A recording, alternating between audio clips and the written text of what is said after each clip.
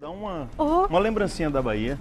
Me batizaram de embaixador das cachaças baianas. A Bahia faz ótimas cachaças também, dentre outras coisas. E é só uma lembrancinha da Bahia. Muito obrigada. Em nome de todas as grandes marcas de cachaça baiana. Muito obrigada. Vou pedir para você sentar aqui. Senta aqui. Olha que gentileza, que fineza nessa garrafinha tão prática. Sim. Ô, Del, você já fez o que na vida? Ah, essa pergunta aí é complexo responder. Porque mas assim, profissionalmente. Profissionalmente. Bom, eu acho que a maior riqueza da minha história está na diversidade de experiências, de coisas que eu já fiz. Profissionalmente tem uma lista enorme, mas assim, a minha história é curiosa porque eu tive que trabalhar quando eu comecei a andar, praticamente. Com que idade? Cerca de 4 anos. Minha mãe levava a gente para plantar na roça, Dona Anicinha, que está viva aí até hoje. E como eu era o primeiro filho homem, eu virei arrimo de família. Minhas irmãs mais velhas eram empregadas domésticas, a gente tinha uma limitação financeira muito grande. Minha mãe é lavadeira de roupa. E aí ela levava a gente às vezes para fazer plantio na roça, eu trabalhava também plantando milho, feijão. Mas com 4 aninhos você fazia o quê? Começando a caminhar e eu ia lá, botava a quantidade de grãos e tapava a cova. Já sabia caminhar, já podia trabalhar, né? Depois eu comecei a colher capim, semente de capim. E daí em diante uma série de coisas. Eu levei muito a sério a responsabilidade que a minha mãe sempre me passou. Eu cresci ouvindo da minha mãe que eu era o homem da casa, o responsável pela família. E o pai? Meu pai era um cara que tinha uma boa grana, respeitado, conhecido na região, mas não me registrou. Ele acabou casando com uma outra mulher. E assim, essa história é uma história que sempre me comove muito, porque eu tinha um sonho muito grande de ter uma aproximação com meu pai. Não conseguiu até hoje? Meu pai faleceu em 2005. Antes de vocês se reconciliarem? Eita, Del. E virou uma história muito pesada, que eu conduzo de uma maneira mais leve possível. Exatamente por isso, né? Eu fui criado pela minha mãe, tendo que trabalhar. As pessoas que acompanham o programa, talvez boa parte delas ainda se lembrem que os tubos de creme dental antigamente eram de alumínio. Isso. Sim. E eu fui catador de lixo também para ajudar em casa. Eu fiz tudo que você imaginar, fiz um pouquinho. Então eu catei lixo, tirar os tubos de creme dental, lata de óleo. Depois eu fui faxineiro, trabalhei em balcão de bar, fui o primeiro escritor de cordel. É muita coisa para contar. E muita responsabilidade. Mas eu queria voltar nessa história, assim, desde quando que você entendeu que você era arrimo de família? Quando que você falou, essa responsabilidade é minha e eu não vou fugir dela? Eu acho que quando eu me entendi por gente, porque eu cresci ouvindo da minha mãe, e isso é uma coisa que eu acho muito forte para as pessoas. Acho que tem um poder muito grande na cabeça da gente. Eu cresci ouvindo da minha mãe, olha, você vai ser muito mais homem do que seu pai, não peça nada a seu pai, você vai ser muito mais querido, muito mais respeitado do que teu pai. Minha mãe é cantora de chula, risado, sempre encontrou o meio da felicidade sem estar muito apegado a essa coisa do dinheiro. Muito pelo contrário, a gente vivia uma vida muito difícil. Para você ter ideia, eu e meus irmãos, às vezes, tínhamos que levar a comida para minha mãe no Rio. No Rio, onde ela estava lavando roupa? Onde ela estava lavando roupa. A gente pegava a comida na casa da dona das roupas, por exemplo. E se chegasse lá e a comida, muitas vezes a comida era muito pouca, e a minha mãe abria, cheirava e dizia que aquele cheiro estava incomodando ela, e para que a gente pudesse se alimentar. Durante muitos anos a gente não entendia isso, né? Como é que poderia a mãe da gente não ter fome diante de um trabalho tão árduo, ter chegado cedo no Rio. E só depois de adultos, né, quando eu comecei a fazer música, comecei a compor, e a gente começou a relembrar as coisas, é que a gente se deu conta que ela fazia isso para que a gente não ficasse com fome. Quando a comida era pouca, ela dizia isso. Ela nunca falou? Não, só depois de grande a gente ficou sabendo. E ela admite que fazia isso? Claro, mas hoje admite. Mas é um exemplo tão grande, assim, eu agradeço a Deus por... Olha que fofa por ter sido criado pela minha mãe. Olha lá, Dona Anicinha. Essa é a família? É. Quem tá aí? Aí, sua mãe? Minha mãe, do meu lado, a Wanda, de preto. Quem é a Wanda? Pedro, a que tá de preto. Mas ela é sua irmã? Minha irmã. imediatamente nasceu antes de mim. Aí o Pedro está de pé, Otávio, Clésia, minha outra irmã, Tamires, que faz parte da família também, Dira, minha outra irmã, minha mãe, e Davi, que é outro adotado da família, e o rei da selfie aí, Olavo, que é fotógrafo, é o rei da selfie. E o seu pai não registrou suas irmãs? Seu pai não fez parte da vida familiar de vocês? Não. Havia uma distância. Eu chorei muito desesperadamente no dia que meu pai morreu. Ei. Porque foi num contexto muito ruim, assim, eu já estava conduzindo a minha carreira e as pessoas disseram, olha, vai lá, teu pai está querendo te ver, eu acho que ele vai ficar feliz de te ver, e eu não tive coragem de ir. Por que, Del? Porque assim, a gente teve muita oportunidade na vida e a gente acabou não tendo essa aproximação. E na época, havia rumores de que meu pai estava dando as coisas para as pessoas com quem ele estava se achando em débito, porque ele não tinha só a mim de filho. E eu achei que seria constrangedor eu ir para lá e ficar a impressão de que eu fui buscar alguma coisa dele. E aí eu chorei também depois, pela atitude, até hoje dói muito em me lembrar a situação. Eu acho que eu deveria ter enfrentado isso. Eu não sei, ao mesmo tempo às vezes eu acho que eu fiz certo de não ter ido lá. Mas eu queria fazer uma pontuação que eu agradeço todo dia. O nome do teu programa é Mulheres, e eu vou aproveitar aí em nome da minha mãe, fazer um registro, né? Eu sempre estou fazendo alguma coisa para lembrar o tamanho do amor pela minha mãe. A gente não tinha condição de comprar carne, por exemplo. Minha mãe comprava um negócio que chamava corredor, que eram os restos dos ossos, que o pessoal tirava o máximo, e aí o que sobrava ela comprava aquilo, cozinhava, e a gente comia aquele negócio cozido lá como se fosse carne. E de vez em quando algumas pessoas se sensibilizavam com a minha mãe e davam uma panela de carne, por exemplo, de presente. E a gente comia, óbvio que ali era um dia especial, né? E depois a minha mãe perguntava se a gente estava satisfeito e mandava a gente levar aquela panela na casa de um vizinho que morava perto da gente, que tinha mais filhos com fome. Não. Eu acho que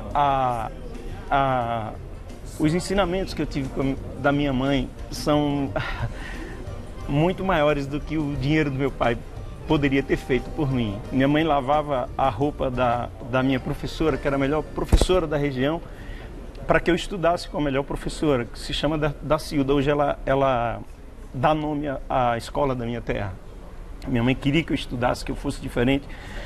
Ela lavava a roupa dessa professora e para que eu tivesse um quichute, um conga, que na época ela não podia comprar. Então, minha mãe é uma mulher muito especial. Em 2009, eu tive minha primeira realização profissional, assim, minha carreira estava dando certo, e eu me orgulho muito de ter, na minha primeira realização profissional, ter feito a casa da minha mãe. Eita! Porque ela é muito especial, ela é muito especial. Parabéns! Minha mãe é muito especial. Faço uma idea.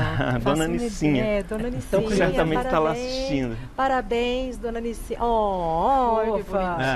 Estou curioso que se fala tanto em família tradicional brasileira, né? E a família tradicional brasileira é essa que é sustentada pela mãe, que tem a figura forte. Muitos exemplos, nós temos muitos exemplos como esse. Eu acho que não é uma exclusividade minha, não. Quando pequeno, eu andei em cima de caminhão de barro para ir para a rádio. Eu fui o primeiro... Como você começou a cantar? Dona Alice é cantora, você falou? Minha mãe é cantora de risado, samba, chula, ela canta tudo. Meus tios são todos tocadores. Meu tio Antenor é super conhecido lá na região toda. Mas, Odel, tanta pobreza, tanta dificuldade, em nenhum momento você fala tristeza. Não, isso...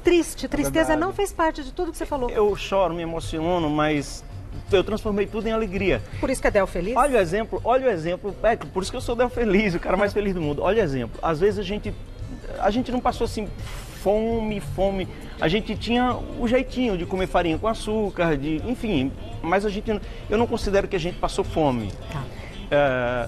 Mas às vezes a gente não estava satisfeito com aquilo que a gente tinha comido, faltava um pouquinho, então era tudo dividido muito equilibradamente. E às vezes depois da gente não ter se saciado à noite, minha mãe vinha de lá cantar pra gente dormir, por exemplo. Não. Então não dá pra dizer que a gente era triste. Com fome, né? Eu acho que E ela com fome, às vezes abria mão de comer para vocês terem. Porque às vezes ela ficava assim, dizia que não estava com vontade. E só depois de nós adultos é que a gente foi avaliar, porque criança não pensa nessas coisas, né? A gente se deu conta de que muitas vezes ela ficou com fome. E sempre inventava uma boa desculpa, dizendo que não estava gostando do cheiro, que não gostava daquilo, para que a gente não ficasse com fome. E ainda cantava para a gente dormir feliz. Então, a música vem um pouco disso, né? Da inspiração dela e dos meus tios todos. Você tem filho, não?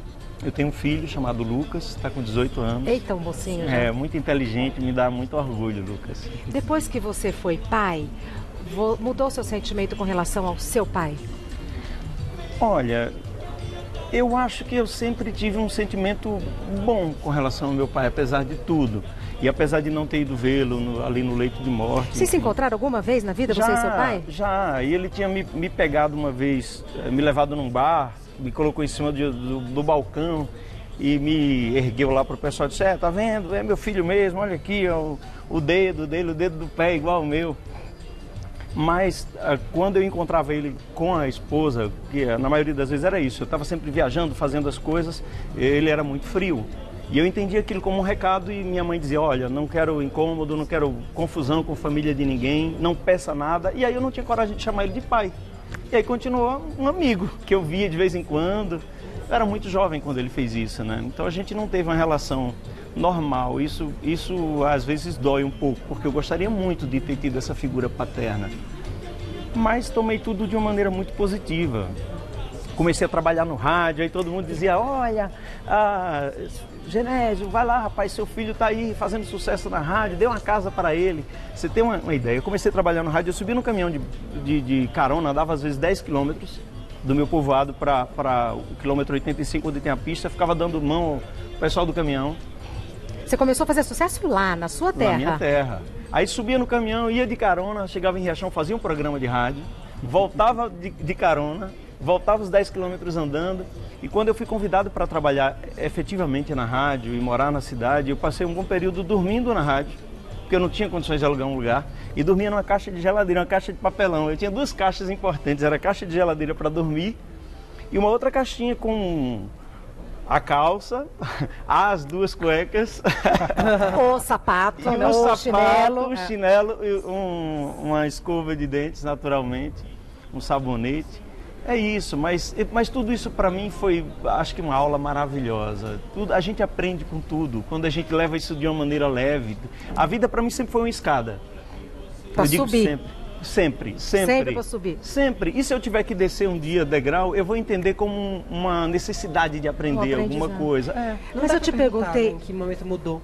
Eu te perguntei o negócio do seu filho, porque eu já entrevistei gente que tinha dificuldade com os pais e falou, depois que eu tive filho, essa dificuldade aumentou. Porque eu não consigo entender como que eu sinto um amor tão grande pelo meu filho, como pode o meu pai e a minha mãe não sentir a mesma coisa por mim? Pronto, eu acabei não te respondendo isso, mas é uma sensação incrível, porque a história do meu filho também é muito curiosa, né? Eu descobri ele depois de 4 anos. Olha, a vida se repetiu.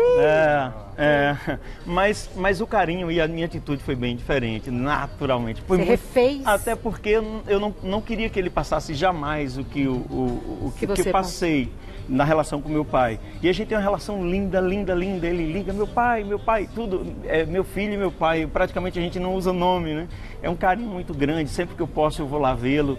Eu tenho viajado bastante, minha vida tem sido muito corrida, graças a Deus. Viajo muito para fora do Brasil também, com muito orgulho representando a nossa cultura, mas sempre que eu posso eu volto para as minhas raízes, para a minha família, para aquilo que é a minha história da qual me orgulho. É o que nos preenche?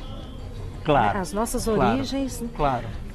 Não pode ser diferente. Não pode, e não é, né? Não é. Fica faltando... Eu acho que assim, a síntese da minha história, se eu tivesse que resumir a minha história, acho que a síntese de tudo é a varinha mágica. Eu não sei se você sabe, mas eu descobri uma varinha mágica que resolveu tudo na minha vida. Não estou sabendo, não. Pronto, mas eu vou te contar aqui rapidinho, se tiver tempo eu conto rapidinho. Conte. Como eu fazia tudo, eu entrei na música também com essa história, com a fama já de que eu fazia tudo. Porque se alguém perguntasse, você sabe pintar? Eu sei, claro, e eu ia aprender e fazer, e queria fazer bem feito, porque eu precisava. Não tinha salário, o que eu ganhava ia para a mão da minha mãe e ela escolhia decidia quanto podia retornar para mim, porque a minha responsabilidade sempre foi com a família. Isso nunca me incomodou. E teve uma época, eu tinha 9 anos, eu ia para uma fazenda chamada Bebedouro, a 9 quilômetros de lá de meu povoado, e aí eu fazia esses 9 quilômetros a pés e voltava para buscar couve para vender de casa em casa. Agora, qual era o meu maior estímulo para fazer esse percurso? Porque tinha cachorro, cobra no caminho. Calor, eu ia falar calor é o de menos. Calor horrível, mas é terrível, porque às vezes você tem que correr atrás de uma sombra para descansar um pouco. E tem uma ave lá na região chamada codorna, que a defesa dela é voar e fazer muito barulho para espantar os predadores. E aí eu me assustava muito sozinho fazendo esse percurso, tinha medo de boi, não encontrava muita boiada, tudo era para não ir, mas tinha uma coisa que me fazia enfrentar aquele caminho. O que era? Era a certeza de que naquele trajeto tinha uma varinha mágica, que eu ia descobrir essa varinha mágica para resolver todos os problemas. Você criou essa história? Eu sabia que tinha, então eu fazia o percurso pegando qualquer pau que eu achava e apontava para minha casa e mentalizava dinheiro, roupa, comida, brinquedo que eu não tinha. Nasci no Dia das Crianças e não tinha brinquedo, era penalizado 2 vezes. Mas tinha uma coisa que eu mais pedia, assim, com mais veemência para a varinha. A casa da gente era de chão batido, sem reboco, e o teto era pior, conseguia ser pior, porque era feito de flecha de sisal, que é um negócio muito... Então apodrece muito fácil, e tinha rato em cima da casa. Pô, eu deitava e caindo aqueles bagulhos em cima de mim, rato passando, aquilo me incomodava muito. Então eu sonhava que essa varinha ia resolver também esse problema, era uma coisa específica que eu pedia sempre. Às vezes eu passava, tinha uma varinha no cocô do boi, eu dizia, é aquela, ia desenterrava lá, é essa, que o desafio é esse. E tentei várias varinhas, e o tempo passou e a gente vai crescendo na luta, trabalhando. Quando eu estava tocando a minha carreira em Salvador, eu parei para fazer um disco, compor algumas canções, fiz uma música em homenagem à minha mãe. Falei, nossa, eu tenho que falar da varinha. Por quê? As varinhas eram mágicas, eu me dei conta que todas eram mágicas. Todas eram mágicas. Todas. Então eu comemoro. Quando eu viajo hoje, chego em qualquer canto do mundo, acho uma varinha, eu pego ela lá e mentalizo alguma coisa. Eram mágicas. Coisa Continua. Linda. Oi, mulheres, voltamos com o nosso programa. Vamos de música? Vamos de música com Del Feliz e o sanfoneiro Fabinho Salvador. Agora, aqui no nosso palco. Coisa boa. E de uma coisa fique certa, amor, a porta vai estar sempre aberta, amor. O meu olhar vai dar uma festa, amor, na hora que você chegar. E de uma coisa fique certa, amor, a porta vai estar sempre aberta, amor.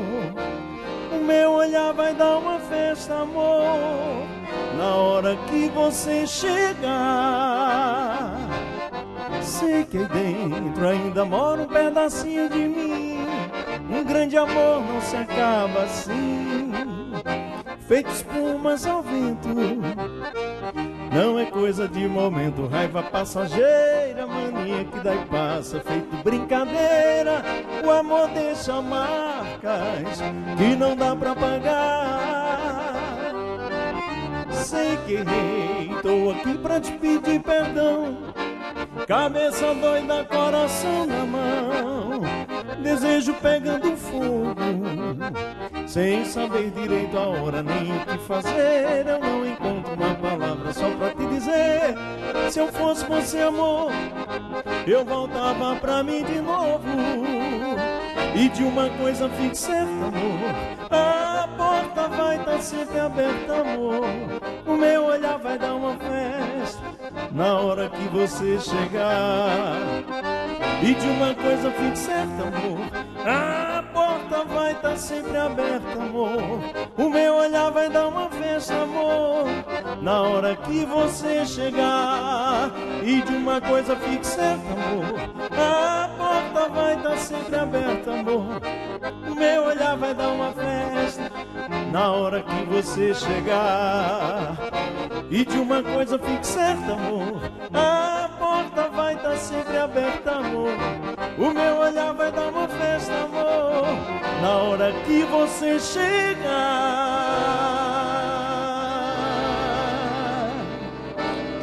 Muito obrigada.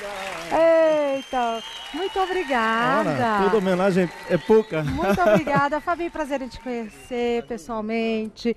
Pesa isso, né? Um pouco. Vamos conversar sentado, então? Vamos lá. Conversar, porque, ó, né? Ninguém merece. Por favor. Fabinho, fica à vontade de sentar onde você quiser. Aí, pronto. Quanto tempo que vocês trabalham juntos? A gente virou uma família. Fabinho, acho que uns 10 anos. Mais 12 anos. 12 anos, pronto. A vida da minha família. Família, é. Irmão, e uma história bonita também. Eu acho que eu tenho essa tendência de ter boas histórias para contar. Boa parte dos músicos que trabalham comigo viraram parte da minha família, né? Então, meu baterista tem também mais de 10 anos. Por acaso é também paraibano, tal qual o Fabinho. Mas bastante baianos. Uma turma de gente apaixonada pela música e feliz, assim como eu. Posso te pedir uma gentileza? Você está com o microfone aqui? Passar esse microfone para o Fabinho? Aí todo mundo tem voz. Aê! Acompanhamos a sua história até você estava trabalhando na rádio, tinha 2 caixas para se acomodar. Uma para dormir, outra para guardar as coisinhas. Dali para cá, como é que foi essa virada, Del? Regina. É Del mesmo ou Del é... Meu nome é Del. Del, Feliz, D-E-L.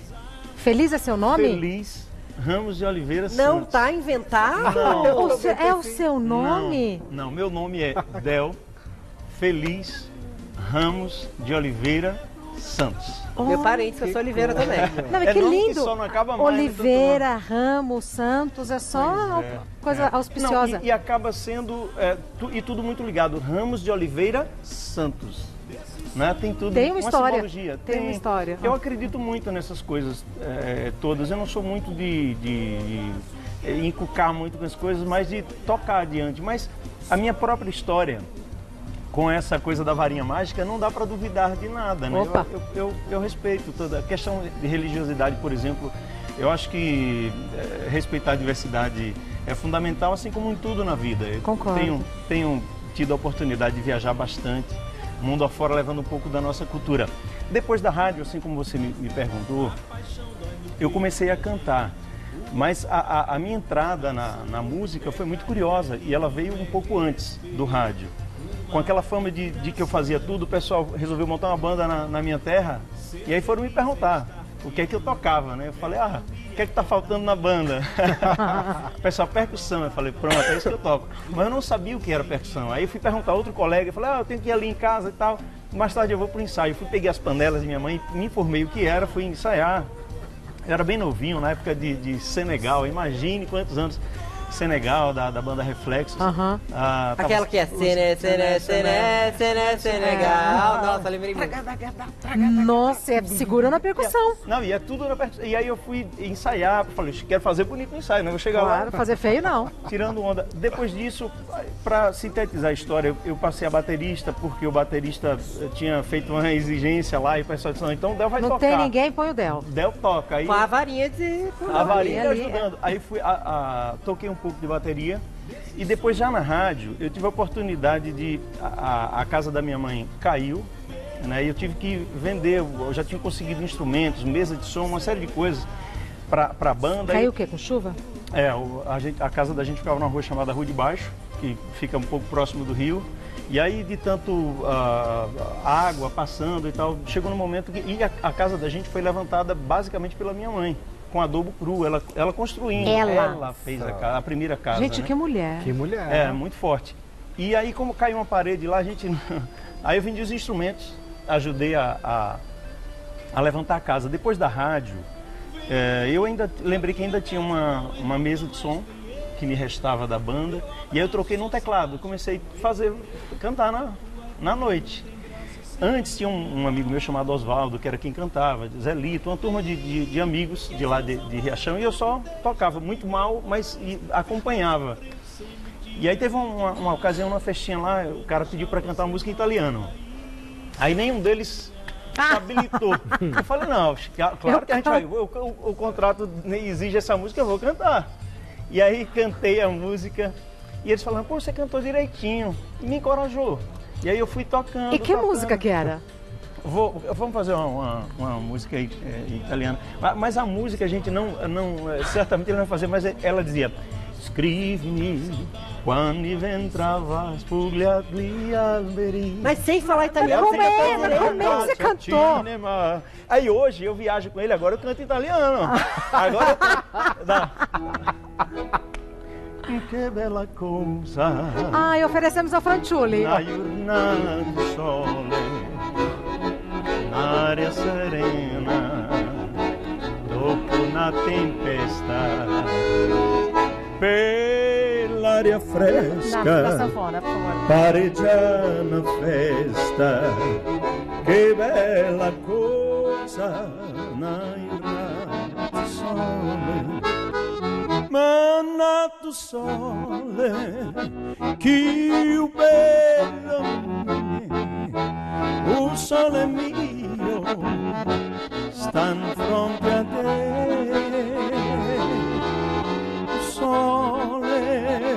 o sole mio, sta in fronte a te, sta in fronte a te.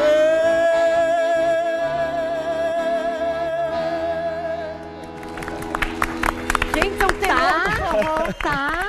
Mas eu viajo. É o tenor do forró. Eu viajo o mundo, então é impossível. Eu me emociono muito. É, claro, sempre em cantar minhas raízes, cantar minha música de raiz nordestina. Mas acontece que já são quase cerca de 50 países. Jura? Parabéns, hein, Del? Tive agora no Japão. E a gente encontra os italianos cantando seus clássicos em forró. Falei, por que eu não posso? Eu já me viro no contato com o italiano, me viro, já dou entrevistas em espanhol, um papozinho em francês. Dá entrevista. Mas como é que você aprendeu tudo isso? Eu acho que, como tudo na vida, a varinha mágica de novo. Eu acho isso fantástico, a capacidade de você se comunicar com outras línguas. Eu sempre fui fascinado. Contato com outras línguas, contato com outras culturas, isso é apaixonante. Eu me sinto o cara mais feliz do mundo hoje também por isso. No ano passado, em 2017, eu fiz uma música chamada Abra a Porta, e eu tive uma ideia de um clipe super bacana, que essa música fala sobre a importância do respeito à diversidade, porque eu acho que, assim como na religião, essa coisa do gênero, de estilo de vida, etnia, quanto mais a gente vive, quanto mais a gente convive com as diferenças, mais é melhor, mais é mais rico, mais é mais interessante. E essa música acabou ganhando como a melhor música de São João da Bahia em 2017. Vai cantar um trechinho agora. Vamos lá. Sabe o que eu vou pedir? Você tá microfonado, colocar o microfone na sanfona. Tá microfonada. Então, vai tá pedindo tudo certo. Quando cantar é nesse. Então vai. Agora aprendi. Tá sabendo. A mensagem eu acho que é bem atual. O que tem atrás da porta só depende de você.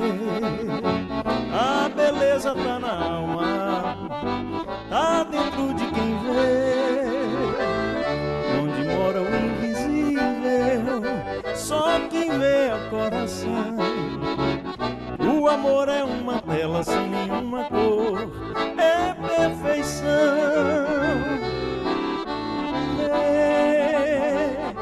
A diferença e se convença que não tem graça tudo igual.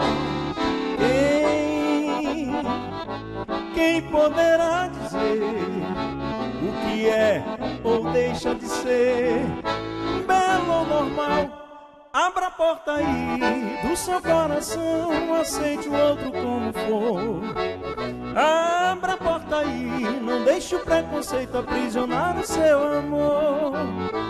Abra a porta aí, aceite o diferente como ele for. Abra a porta aí, não deixe o preconceito aprisionar o seu amor. Tudo a ver com o nosso programa. Não é? Tudo a ver com o nosso programa, tudo a ver com a vida, não é? E a ideia do clipe foi bem legal, vou sugerir que as pessoas entrem lá. Como que faz? Tá pronto o YouTube, clipe? Sim, lá no meu canal é Del Feliz Oficial e tem lá, Abra a Porta, Del Feliz. A ideia do clipe foi tão bacana, a minha intenção era que houvessem encontros através de uma porta. Então a gente conseguiu um casal de um anão com uma esposa bem alta. E ali, dentre essas diferenças todas, no abraço, tem uma mãe de santo abraçando um evangélico com a Bíblia debaixo do braço. Que lindo! E aí, naturalmente, acontecem encontros de homens abraçando outros homens, e a gente não precisa ir para nada escrachado, uma mulher abraça outra mulher. Fica na cabeça das pessoas o que vão imaginar a partir desse abraço, mas... A cena é linda. É linda e eu acho que é isso, a vida é isso, a gente respeitar o outro com suas escolhas, do jeito que é, e o mundo muito mais feliz. Não vou deixar vocês irem embora. Vocês gostam de maracujá?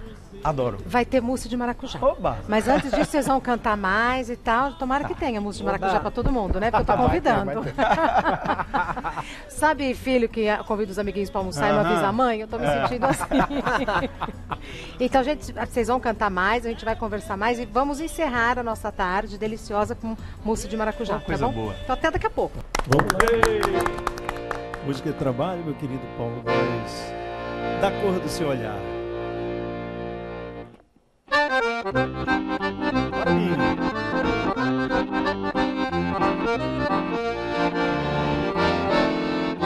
a paixão dói no peito da gente, o amor acalma o coração.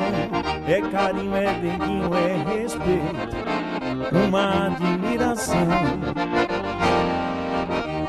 Ser feliz é estar te amando, é dormir e acordar bem juntinho, é sonhar acordado ao teu lado, ver o mundo bem devagarinho. Eu quero mergulhar no mar de amor, dentro do seu coração.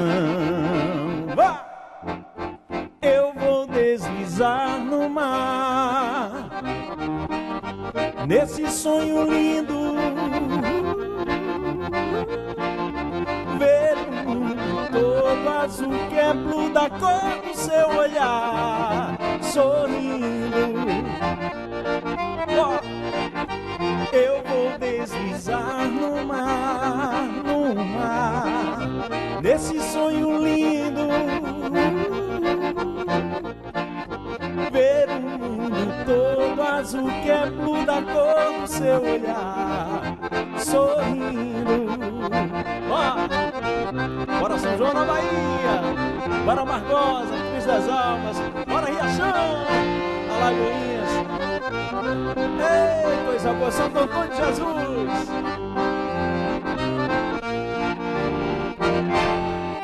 A paixão dói no peito da gente, o amor acalma o coração. É carinho, é denguinho, é respeito, uma admiração. Ser feliz é estar te amando, é dormir e acordar bem juntinho, é sonhar acordado ao teu lado, ver o mundo bem devagarinho. Eu quero mergulhar no mar de amor, dentro do seu coração. Eu vou deslizar no mar, bora, nesse sonho lindo, ver o mundo todo azul que é blue da cor do seu olhar, sorrindo. Eu vou deslizar no mar, nesse sonho lindo, ver o mundo todo azul que é blue da cor do seu olhar, sorrindo. Obrigado. Vocês podem escolher, quer cantar mais uma ou quer voltar pra mesa? Opa, quero cantar mais uma. Então canta mais uma. Canta. Essa música eu tô gostando, meu querido Rafael Moura. Vamos lá.